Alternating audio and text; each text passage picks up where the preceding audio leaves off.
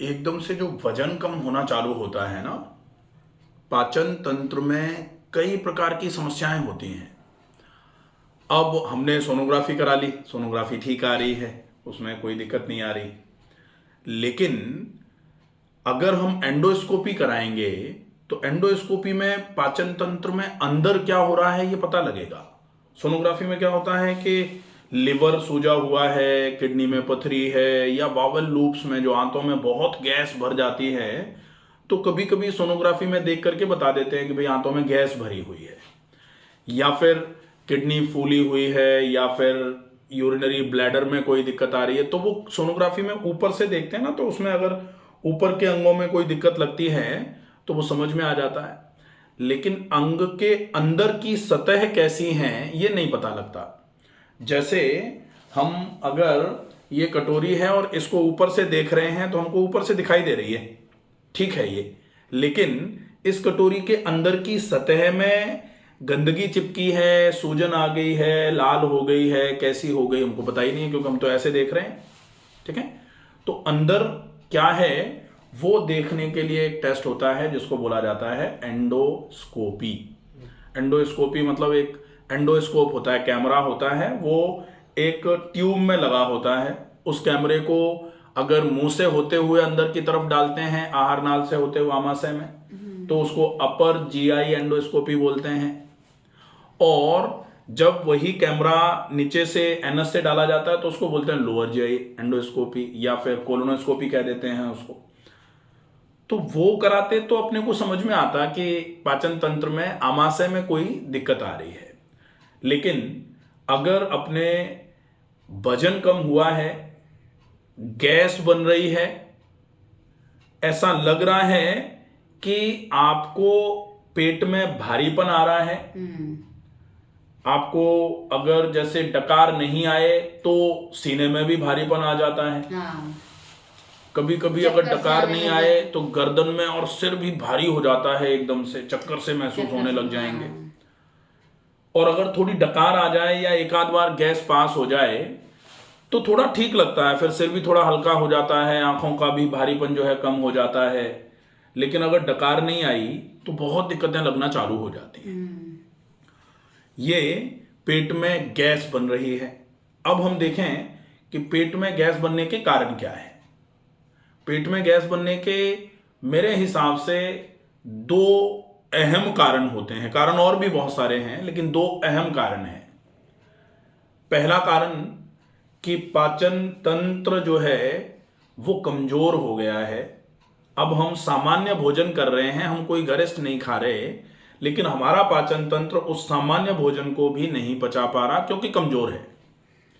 खाने के पचने की व्यवस्था जो है वो गड़बड़ हो गई है, तो खाना पचता नहीं है तो अपच हो जाती है।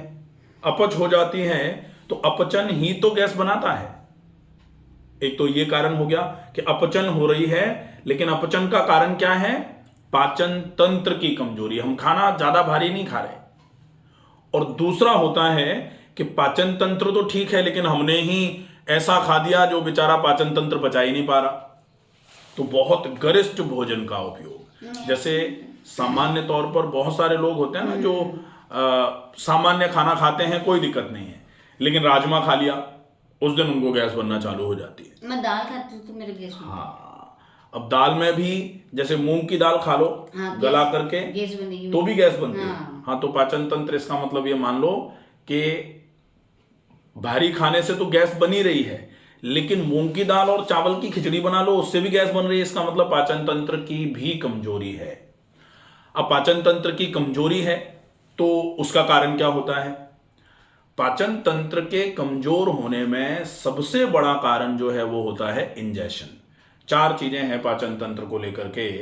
एक, खाना खाना, दूसरा खाने का पचना, तीसरा खाने का शरीर में लगना, और चौथा खाने में से पोषक तत्व जब शरीर में लग जाएं उसके बाद बचा हुआ जो है वो बाहर निकलना। तो बाहर निकालना, ये भी चारों ही तो तंत्र हैं। खाना खाते हैं पाचन तंत्र में, खाना पचाता है पाचन तंत्र, खाना शरीर में लगाता है पाचन तंत्र, और जो बेकार का बचा हुआ बचे उसको निकालने का काम भी पाचन तंत्र का है। अब ये चारों में से 3 काम बिगड़ना चालू हो जाते हैं, एक बिगड़ता है तो। एक क्या बिगड़ेगा? वो खाना खाना। तो जो खाना खाना है अगर ये बिगड़ा, या फिर इंजेक्शन में कहीं कोई गड़बड़ी आई, तो ये जो पाचन है ये बिगड़ जाएगा। अब पाचन बिगड़ेगा तो अपचन होगा, अपचन होगा तो अपचन वाला भोजन या बिना पचा हुआ भोजन एब्जॉर्ब नहीं होगा। एब्जॉर्ब नहीं होगा तो फिर अगर खाना शरीर में लगा ही नहीं है तो फिर एलिमिनेट भी नहीं होगा। अब अगर एलिमिनेट नहीं होगा कहा जा रहा है, और आप कहो कि नहीं हम तो 2 बार 3 बार जाते हैं, हमारा तो पतला सा दस्त लगता है, तो वो अपचन वाला भोजन पाचन तंत्र में पड़ा हुआ है, वो पाचन तंत्र को इरिटेट कर रहा है, और वो इरिटेटेड फील होकर के पाचन तंत्र ऐसे ही निकाल दे रहा है। जैसे होता है ना कि आप घर में मूंगफली लेके आए, हाँ।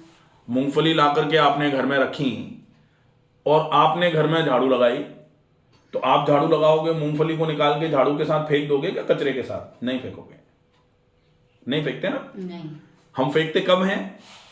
कचरा। जब उसमें से मूंगफली के दाने निकल जाते हैं मूंगफली में से, और मूंगफली का खोल जो है जिसको छिलके कहते हैं, जब वो बचे रहते हैं फिर हम झाड़ू लगाते हैं तो उन बचे हुए छिलकों को ऐसे झाड़ू के साथ हटा करके डस्टबिन में डाल के बाहर फेंक के आ जाते हैं।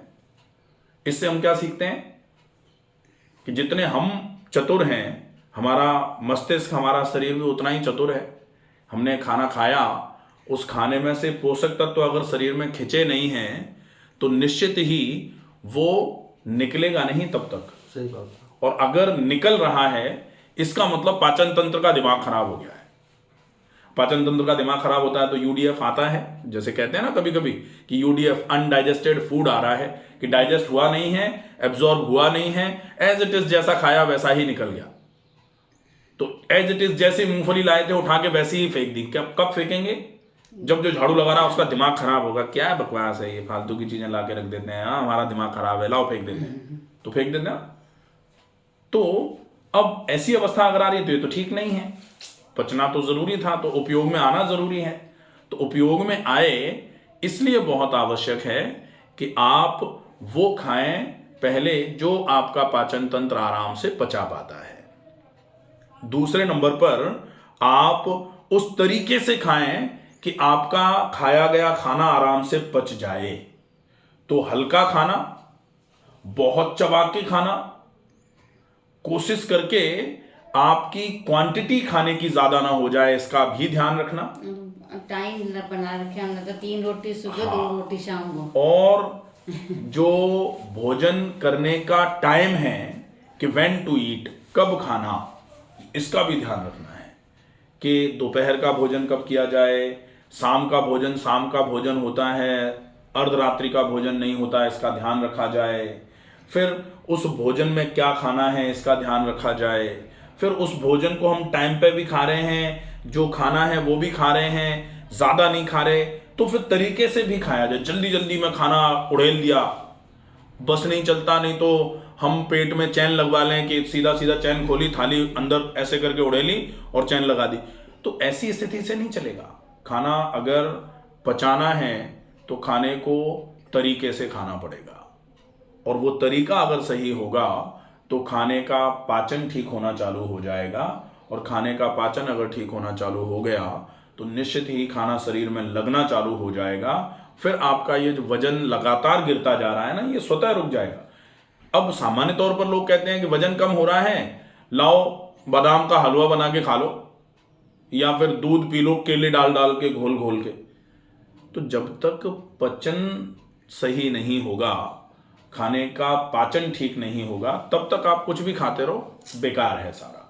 और पाचन अगर कमजोर हुआ है तो फिर आपकी शुरुआत इलाज की तब होगी जब आप धीरे धीरे करके खाने का जो वॉल्यूम है वो धीरे धीरे करके बढ़ाओ। पहले बिल्कुल हल्का खाना कम मात्रा में, धीरे धीरे करके सुपाच्य और अल्प दोनों, धीरे धीरे करके आपकी भूख खुलना चालू हो जाएगी।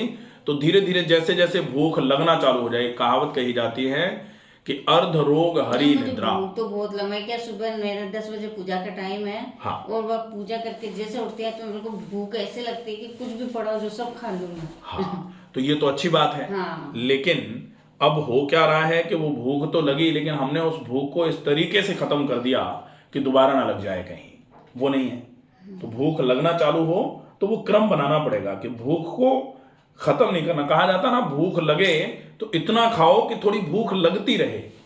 इतना नहीं खाना है कि यहां तक खा दिया तो ऊपर की तरफ आने का मन करे, वो गड़बड़ हो जाएगा। मैं तो इन लोगों को भी यही कहती हूँ, मैंने पूजा की, मेरे को थोड़ा खाना दो तब मैं काम करूँ। नहीं, ठीक है, अच्छी बात है वो कि 10 बजे तक तो वैसे भी आपको भूखे रहना नहीं है, 10 बजे तक नहीं रह सकते। अब 10 बजे अगर पूजा करते हो, पूजा का टाइम 10 बजे का है, तो अगर आप पूजा के बाद ही खाते हो तो फिर पूजा आप 7 बजे करना चालू कर दो। क्योंकि अगर आप चाहो, ये जरूरी, जहां जरूरत है वहां बदलाव करने पड़ेंगे, क्योंकि सिर्फ इलाज से नहीं बनेगा। यहाँ जीवन शैली में परिवर्तन की भी आवश्यकता होती है बीमारी में। तो जीवन शैली में परिवर्तन का मतलब किस समय क्या करना है उसको आप बदलो। तो अगर आप 10 बजे पूजा कर रहे हो, उसके बाद खाना खाओगे या कुछ खाओगे, 10 बजे तक पेट को खाली छोड़ोगे, तो वो आपके लिए उचित नहीं है। ठीक है, आपको अपनी डाइट को पूरा ध्यान रखना पड़ेगा। तो ये पूरा ही फोकस करोगे तो जाके ठीक हो पाओगे। अदरवाइज मैं कह दूं आपको कि ठीक है आप तो ठीक हो जाओगे, मेरे पास आने से कोई ठीक नहीं होता है। मैं जो बताऊं उसको फॉलो करोगे तब जाके आराम मिलेगा। बताइए। ठीक है, तो अब हम ये बिल्कुल क्लियर समझ गए ना कि आपको पाचन की व्यवस्था को ठीक करना ही पड़ेगा। हल्का और कम मात्रा में खा खा करके धीरे धीरे करके भूख को बढ़ाना है, और बढ़ी हुई भूख जो है वो आपके खाने को पचाने का काम करती रहेगी, और खाना पचता रहेगा तो शरीर में लगता रहेगा। और शरीर में अगर खाना लगना चालू हो गया तो निश्चित ही आपका ये वजन जो लगातार कम हो रहा है ये भी बढ़ना चालू हो जाएगा, और लगातार कमजोरियां जो बढ़ती जा रही हैं वो कम होना चालू हो जाएंगी। कमजोरी दूर हो जाएगी, खत्म हो जाएगी। कमजोरी क्यों आ रही है? क्योंकि जो हम खा रहे हैं शरीर में लग ही नहीं रहा। जब डाइजेशन नहीं हो रहा, बिल्कुल, अब शरीर में लगेगा ही नहीं तो शरीर तो कमजोर होगा ही। अब कमजोर शरीर क्या होता है कि काम करने का मन नहीं करेगा, नहीं करता मेरा, जबरदस्ती करना पड़ता है। अब जबरदस्ती करोगे तो फिर गुस्सा आएगा।